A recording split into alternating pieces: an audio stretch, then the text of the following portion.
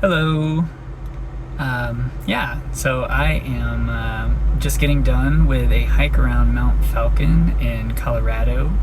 And I had recorded some videos while I was out around, some tarot videos, messages, and something occurred to me on my way back, so I figured I would share it with you. It's about a sequence in the major arcana, starting with the devil. Excuse my fingers, I am censoring so that this video doesn't get flagged. The two naked people there on the card, but you can always look up an image of the devil if you want to see the full thing uncensored. But the devil is number 15 in the sequence of major arcana. 15, if you use some numerology magic on it, reduces to 6. The 1 and the 5 make a digital root of 6. So 6, right? Appropriate for the devil. But what is the devil? It's our fears, our addictions, the things that we're chained to, the things holding us back, right? So, what comes after the devil, right? Well, what I had recorded a video about earlier, the tower, right? A release.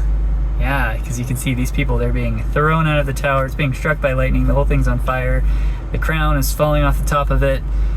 Absolute chaos, mayhem, destruction, but it's also freedom, right? Because you know what comes after the tower? Oh, before we say that, numerologically, this reduces to a 7. So the devil is 6, the tower is 7, devil's 15, the tower is 16, 1 plus 6, digital root of 7.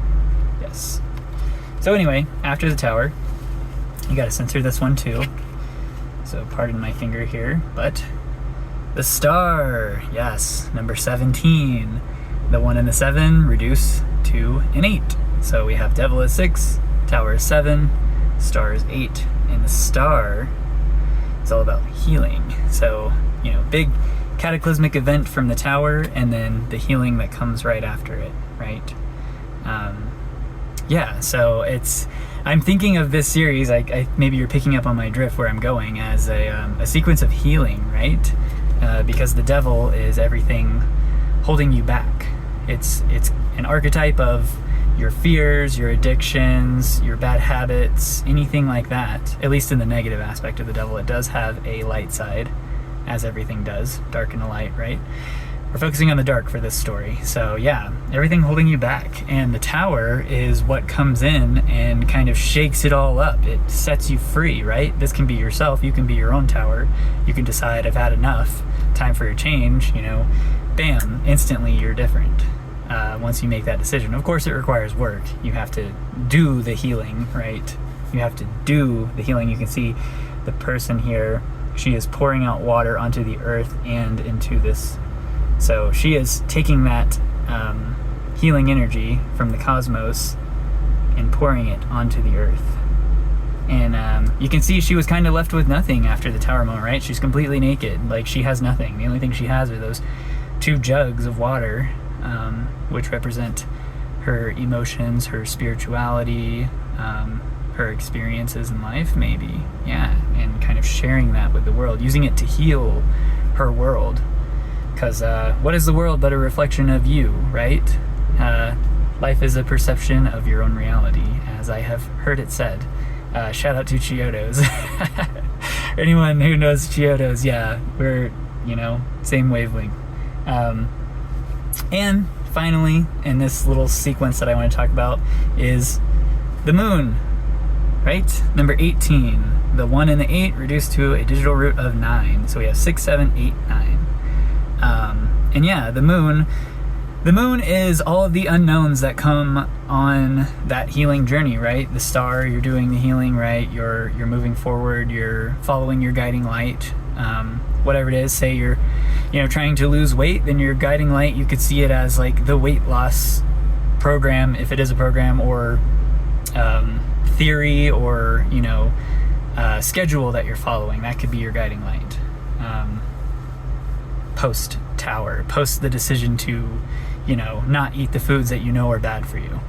And then the moon is all of the unknowns, right? It kind of brings in that element of fear, uncertainty, doubt into it as well. Because it's the valley of shadows, right?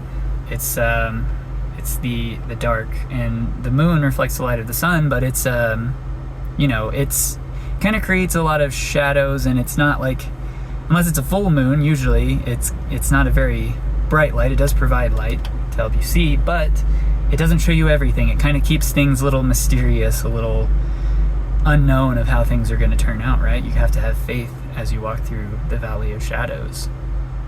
You have to have faith that you are being guided to where you need to be, to where you want to go, to where your future self, where you see your future self, right? Because you have a goal that you're working towards whenever something happens, whenever something shakes up your life. You have to have your sights set on something in order to move forward. Yeah, so I love this little sequence. The devil, the tower, the star, the moon, right?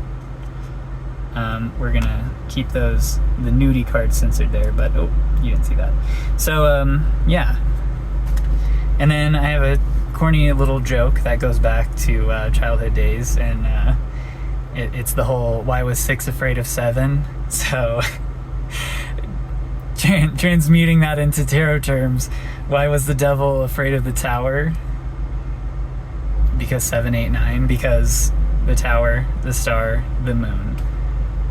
You know, your fears, they're afraid of you healing yourself. Because they want to keep you stuck. The only way they have power is if you stay stuck, right? And the only way to be unstuck is to set yourself free. Have a tower moment, you know? Make it yourself if you need to. Sometimes life will just thrust one upon you, you know? It's just like, boom, tower, fix it, pick up the pieces. But you can initiate your own change too. And a lot of times when you do that, the process is, it's more on your terms, right? It's more, you're able to kind of control the parameters better. Yeah, so something to think about there. But anyway, hopefully you enjoyed this message. I had some fun with it. Yeah, take care of yourselves, and bye.